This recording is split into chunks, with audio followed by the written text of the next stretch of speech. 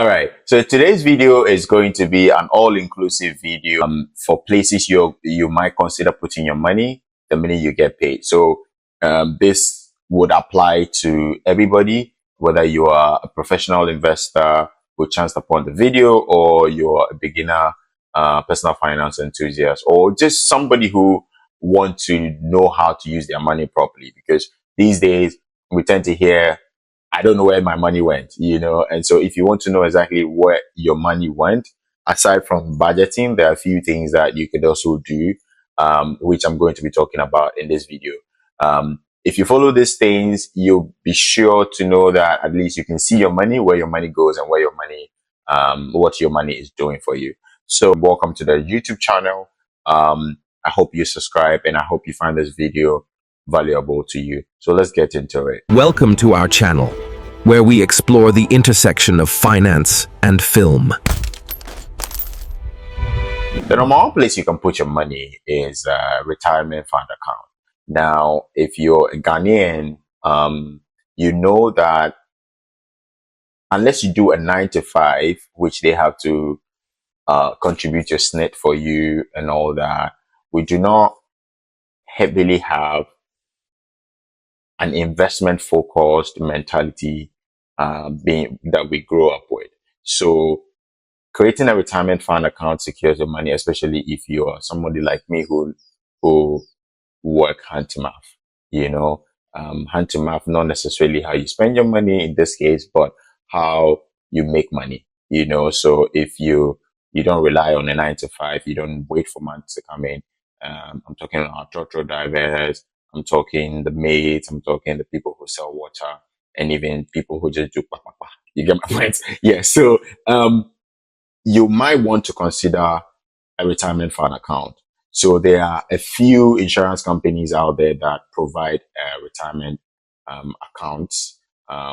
So I know Old Mutual. So I go with Old Mutual, the SIP, Special Investment Plan. So that runs for a number of years. You can even do up to 60 years, depending on how you envision your retirement life to be like. And I think that's a really, really great thing that you can do. You can also look at other banks as well. I think some banks like some big bank do have the income fund. You can probably use that as a trust as well for yourself. So having a retirement fund account is really, really important. What I do is that every month there's an amount of money that goes into my retirement fund account, and I'm targeting 40-50 years and above before I can access those monies. And the good thing about this is that it works with compound interest. So every annum, whatever contributions you make into the account, it rolls over with interest, and then it compounds over time.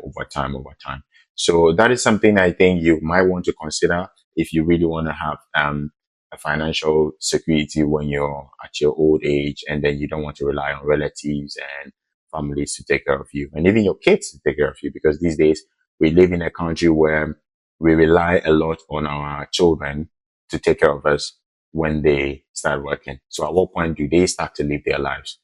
So that's something that I would think you would want to start to consider a lot. A retirement fund account.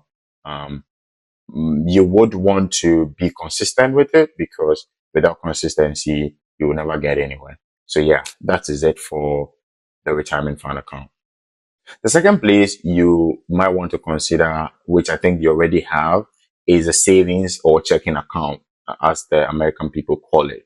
Your central bank account, where if you get paid, that is if you're a 9 to 5 employee, or maybe you own a business, that you have a central bank account where all the money flows into it. So this account, you might want to consider this account as I call it the distributing account. So when whatever money comes into that account, you distribute it to other aspects of your life. So I'm talking, we talked about retirement fund account. So you need to set an automatic debit that the set amount that you have contributing into your retirement fund account.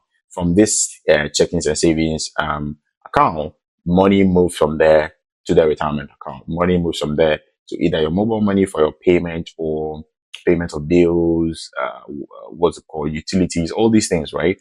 And then um, that account serves as the central hub where like you distribute money into this account, into that account, even if you want to withdraw funds as well. So the most important thing you need to focus on is making sure that all your utility bills are catered for. Everything that makes you live your life better, you need to make sure all those bills are catered for.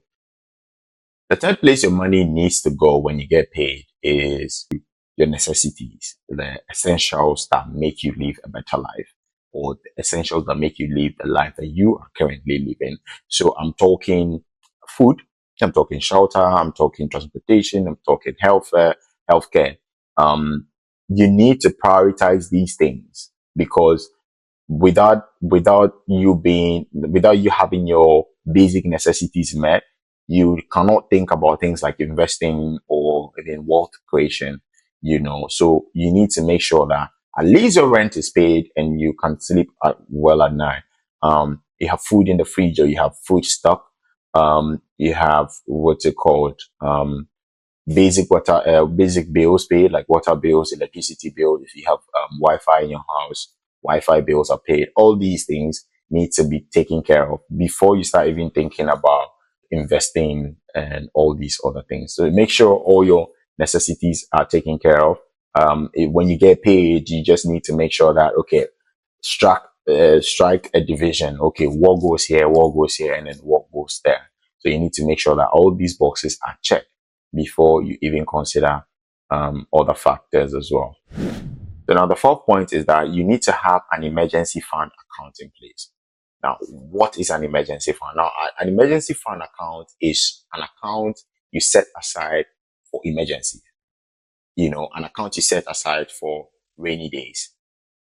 So you do not, when you want to start investing, or if you are investing already, if you don't have an emergency fund account set aside, you might find yourself wanting, in case your car breaks down, in case you fall sick, you might be tempted to now go and touch your portfolio and try to liquidate some funds out of there, which is not going to help your portfolio in a long run.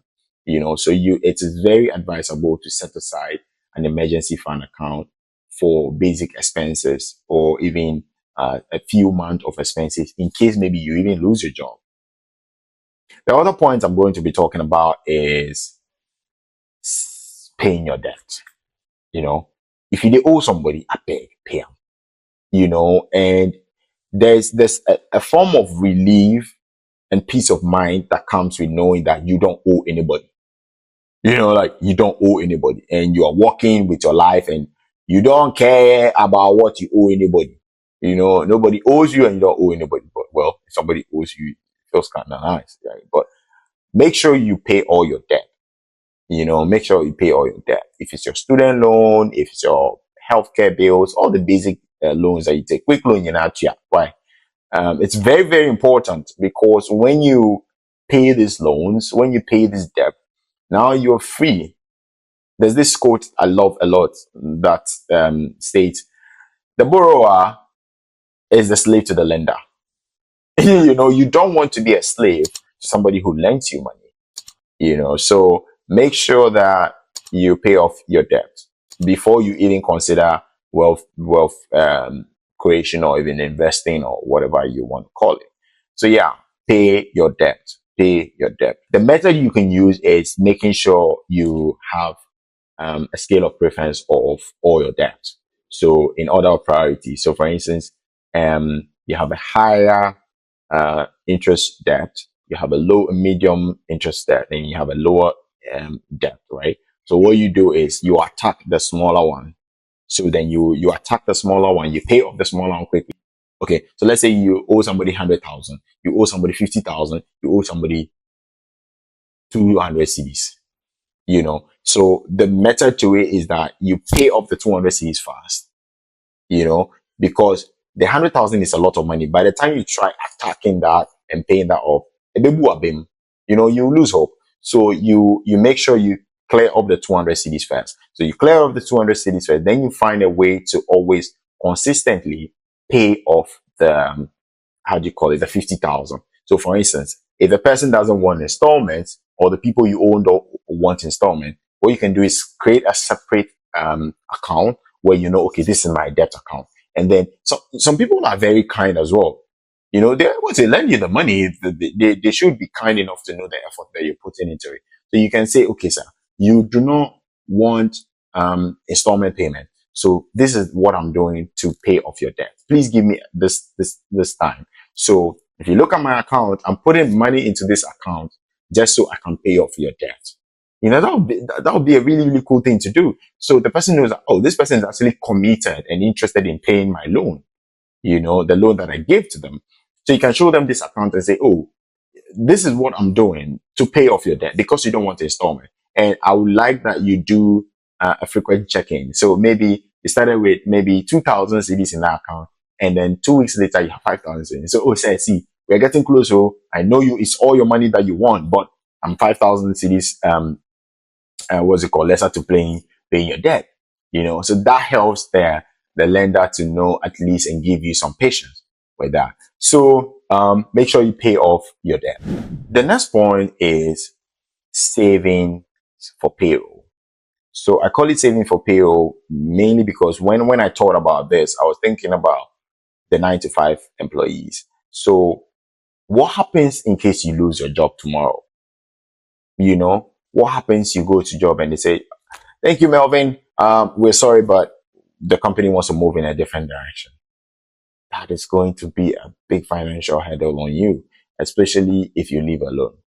You know, it's going to be a toll on you. You don't have an emergency fund account in place. You've not saved for a payroll emergency.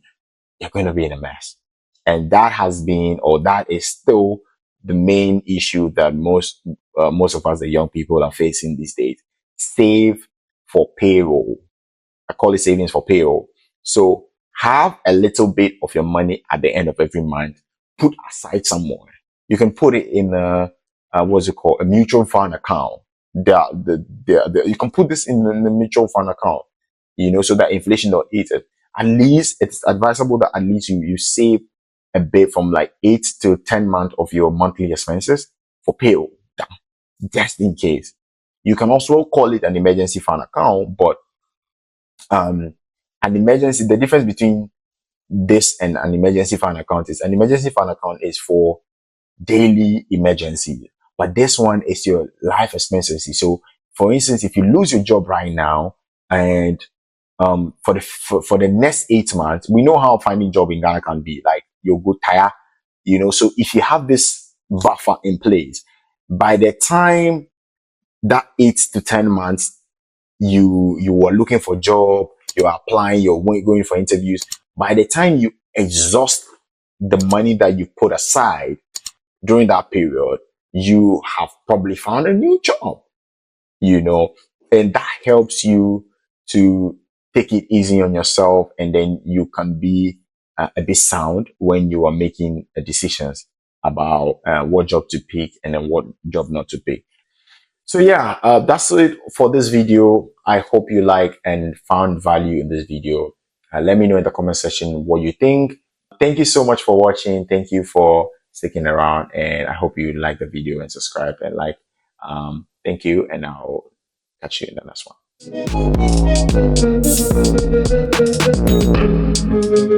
one.